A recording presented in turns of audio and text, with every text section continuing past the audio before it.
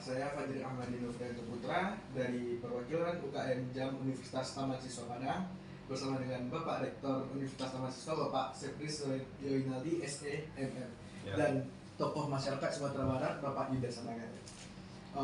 Baiklah Bapak Rektor, saya manggil Pak Sepris saja ya Pak ya. Oke ya, Pak Sepris ya. Soalnya muda gitu. Iya. Nah, saya dari UKM JAM Unitas nih Pak, ingin mewawancarai Bapak Rektor dengan tokoh masyarakat kita Bapak Yuda Samagalit tentang UMKM dan perekonomian masyarakat di Sumatera Barat. Nah, saya meminta pendapat Bapak nih tentang bagaimana sih perekonomian di Sumatera Barat ini. Oke. Pertama kita ucapkan selamat lah ya Pak Yuda ya. Ternyata JAM Unitas ini sudah berjalan dengan baik ini. Nah, ini adalah salah satu media untuk mahasiswa beraktivitas untuk mengembangkan potensi menjadi jurnalis. Ini luar biasa. Oke, baik. Terkait mengenai perekonomian Sumatera Barat, ya, berdasarkan data yang kita baca di tahun ini bahwa salah satu profesi terbesar masyarakat kita itu adalah di pertanian sebesar 3,5%. Setelah itu baru diikuti oleh usaha mikro kecil seperti kuliner saji dan siap saji, serta dan juga usaha kesehatan dan lain-lain. Tentu sektor ini merupakan salah satu hal yang harus menjadi perhatian bagi kita semua, baik itu pemerintah provinsi, pemerintah kabupaten, maupun kita dari perguruan tinggi sebagai salah satu institusi yang memang betul-betul harus bersama dengan pemerintah dan juga masyarakat bagaimana memastikan bahwa sektor pertanian, sektor usaha mikro, kecil, menengah ini bisa menjadi sektor untuk meningkatkan perekonomian masyarakat. Makanya sampai hari ini Universitas Taman Siswa Padang sangat concern dan fokus untuk menggerakkan potensi usaha mikro, kecil, dan menengah serta sektor pertanian dan peternakan di Sumatera Barat. Itu Dinda. Jadi tanggapan Pak Rektor seperti itu. Nah, saya ingin meminta nih tanggapan dari tokoh masyarakat kita Bapak Yuda Samagalit. Nah, seperti apa sih tanggapan Bapak tentang kita meminta perekonomian di daerah Mentawai? Karena apa? Bapak sendiri sangat aktif di daerah Mentawai itu. Saya meminta tanggapan bagaimana perekonomian di daerah Mentawai itu sendiri. Baik, terima kasih. Juga pertama saya menyampaikan terima kasih banyak. Jadi kita sekarang ada di kampus Universitas Taman Siswa Padang yang punya visi itu adalah soal kewirausahaan. Jadi mungkin satu-satunya Universitas Sumatera Barat atau swasta terutama yang memiliki visi itu. Kalau kita lihat perekonomian Sumatera Barat secara makro dulu ya. Orang Sumatera Barat ini itu punya jiwa wirausaha, ya. Jarang orang Sumatera Barat menjadi pekerja kasar dan sebagainya, daripada mereka adalah wirausaha. Dan ini yang ditangkap oleh konteks kultural ini yang ditangkap oleh Universitas Taman Siswa Padang untuk dikembangkan lebih profesional, tidak hanya karena autodidak, tapi juga ada teknikal, ada ilmiah supaya dia bisa berkembang. Sumatera Barat itu struktur perekonomiannya itu tadi sudah dibilang Pak Rektor, pertanian. Tapi kalau boleh kita tambahkan sedikit adalah pariwisata. Yang paling cocok Sumatera Barat itu pariwisata. Ya, pantainya yang indah. Pantainya yang indah. Apa yang tidak lengkap di Sumatera Barat? Gunungnya ada, pantainya ada, budayanya ada, lengkap. Hanya ini kita belum kelola secara profesional, ya. Kuncinya kalau perekonomian kita berkembang dengan berbasis pariwisata, kuncinya adalah sumber daya manusia, ya. Soal hospitality, orang datang di Sumatera Barat merasa nyaman, merasa terbackup, merasa seperti rumah sendiri, seperti daerah sendiri. Ini yang harus kita ciptakan. Itu yang pertama. Yang kedua, fokus. Kalau kita bicara Sumatera Barat berbasis pariwisata, kita fokus pariwisata. Jangan kita fokus pariwisata atau jargonnya pariwisata, tapi kita juga ini boleh juga, ini sedikit-sedikit, bidang sedikit, tidak fokus, Iya, terpecah Pak ya. terpecah-pecah. Coba kalau kita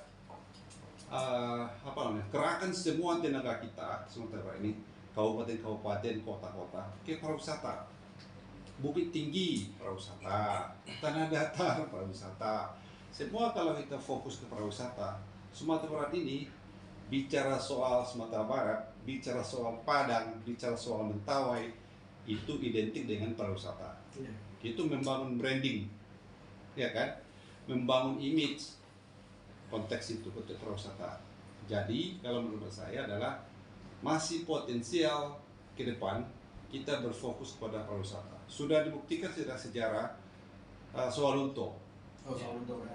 Swalunto zamannya almarhum Pak Amran itu kan menekan berapa persen yang ditekan tingkat kemiskinan menjadi hanya 0,2%. Ya.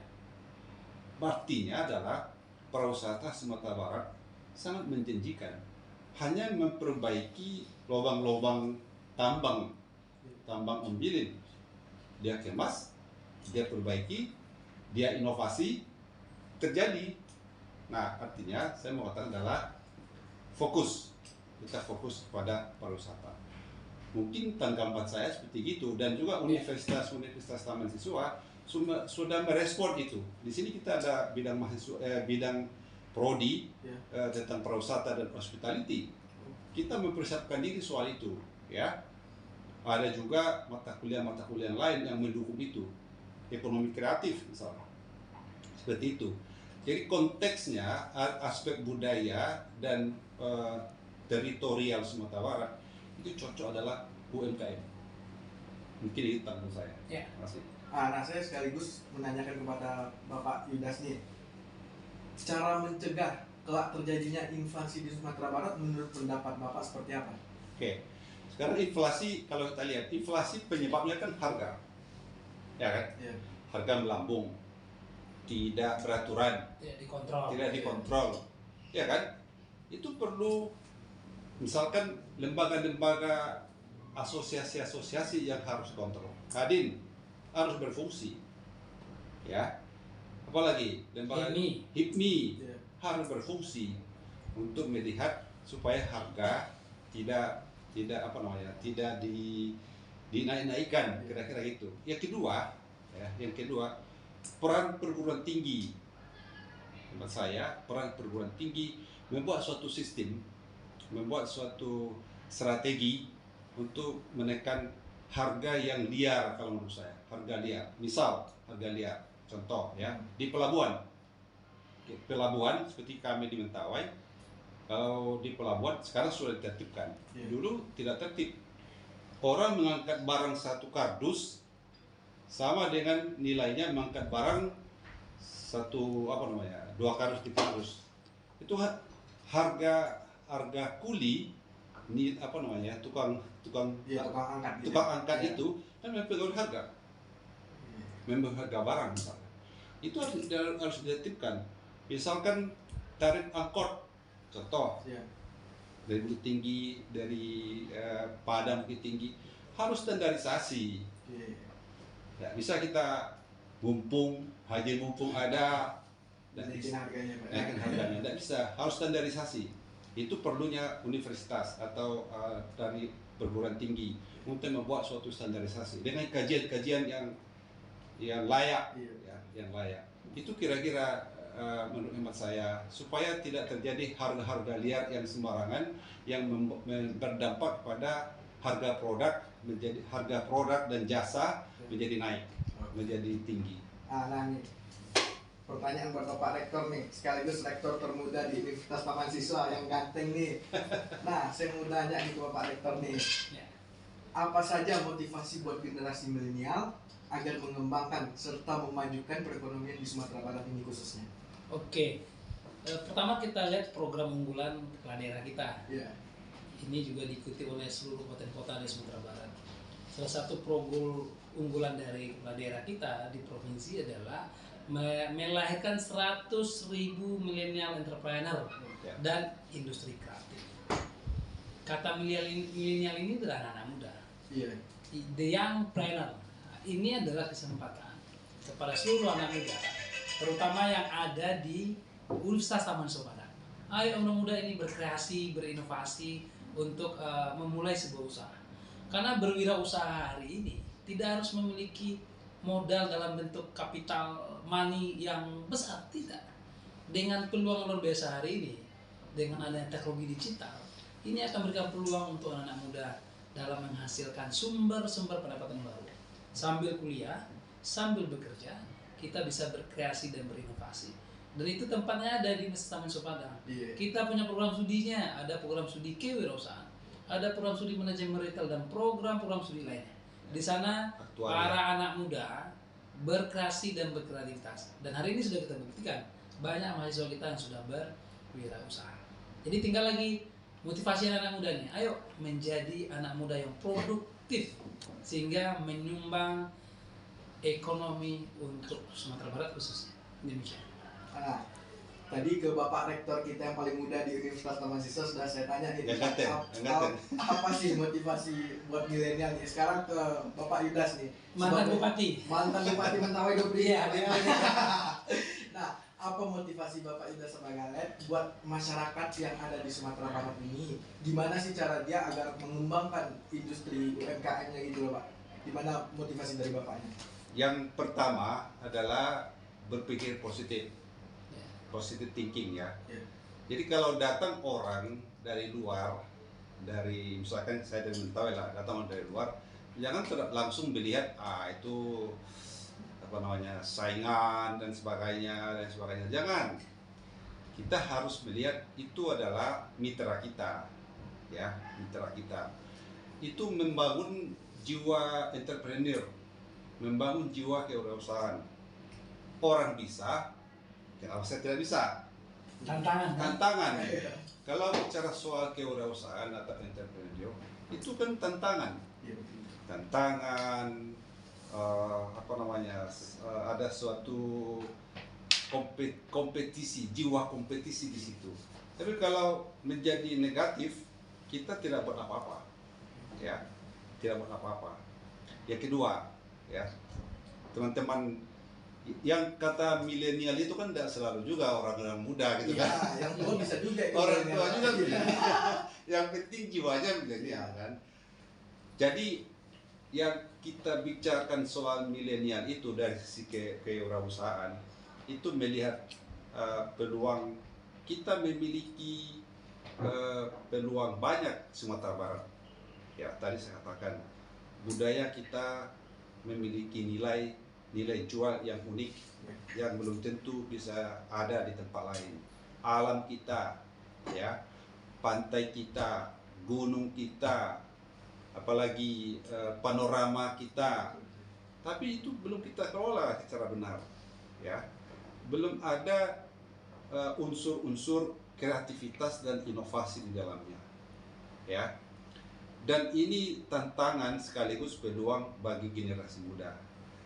Tantangan sekaligus peluang bagi, tadi Pak Rektor sudah dikatakan, misalkan teman-teman yang sedang kuliah, Ya, masih mahasiswa, jangan terlalu tergantung minta uang sama orang tua, manfaatkan situasi kondisi. Bagaimana itu kita sambil kuliah, sambil bekerja itu tidak hanya soal mencari duit, tapi bekerja itu ada nilai kepercayaan diri, ada nilai kemandirian, ada nilai pengalaman, ya. Kalau orang berpengalaman, orang yang sudah berpendidikan, punya knowledge yang tinggi, tidak punya pengalaman, ya, tidak punya keterampilan, tidak bisa dipakai. Ya, 3 hal ini penting. Knowledge bisa diterima di kampus, pengalaman, inilah pengalaman, kita harus bekerja sebagai pengalaman. Yang ketiga, keterampilan. Inilah keterampilan teman-teman ada ini kan keterampilan nih, ya kan? Kembangkanlah ini 3 hal ini, knowledge, keterampilan, pengalaman dalam konteks kewirausahaan sosial, ya, atau ekonomi kreatif. Mungkin begitu ya. Nah, terakhir nih Pak Rektor, pada ini kan Bapak rektor termuda di Universitas Mahasiswa serta rektor terganteng di universitas saya di Universitas Mahasiswa. Apa sih buat pesan buat mahasiswa yang ada di Universitas Mahasiswa? Gimana cara mahasiswa kita ini serta gimana caranya untuk lebih maju untuk mengembangkan usahanya? Oke.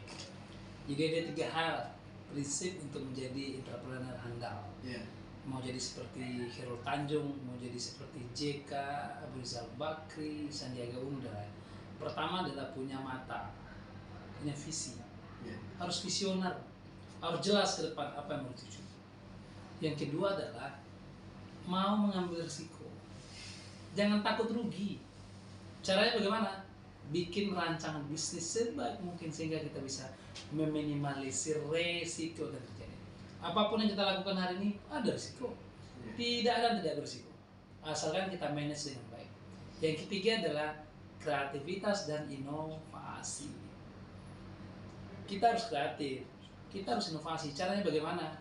Tambah knowledge, pengetahuan, belajarlah kita di kampus. Yang kedua adalah experience. Experience itu bisa dari kita sendiri, bisa dari orang lain. Baca buku-buku orang sukses. Banyak berteman dengan orang-orang pengusaha. Dengan Pak Yudas ini pengusaha hotel juga ini. Bila pengusaha juga ini. Ya, jadi banyak hal yang memang bisa untuk membuat kita menjadi lebih terampil. Tadi beliau sampaikan keterampilan. Pelajari pengalaman orang. Banyak mengamati, tingkatkan literasi. Kalau 3 hal ini punya visi, mau mengambil risiko, berani mengambil risiko, dan ketiga kreatif dan inovatif, insya Allah Anda semua akan menjadi entrepreneur muda seperti Nadiem Makarim dan lain-lain karena mereka semua kreatif dan inovatif. Begitu ya, ini bagi pesan bagi mahasiswa Universitas Padang dan juga seluruh anak milenial atau anak muda di Sumatera Barat dan tentunya Indonesia. Kalau mau jadi anak-anak muda terampil di bidang perusahaan, ayo masuk Universitas Mahasiswa. Kita punya labornya, kita punya kampusnya. Ya Pak Batia. Siap. Demikian ya. Oke, baiklah. Saya nih terutama meminta terima kasih atas waktunya Bapak Rektor dan Bapak Yudas nih atas telah ikut nih acara podcast kami nih UKM Jam Unitas Universitas Mahasiswa Padang nih Pak. Ini UKM kami ini baru dan alhamdulillah juga Taman Siswa mensupport kegiatan kami ini. Terima kasih buat Bapak Rektor dan Bapak Yudas sebagai sekian dari saya. Wassalamualaikum warahmatullahi wabarakatuh. Waalaikumsalam warahmatullahi wabarakatuh. Dah.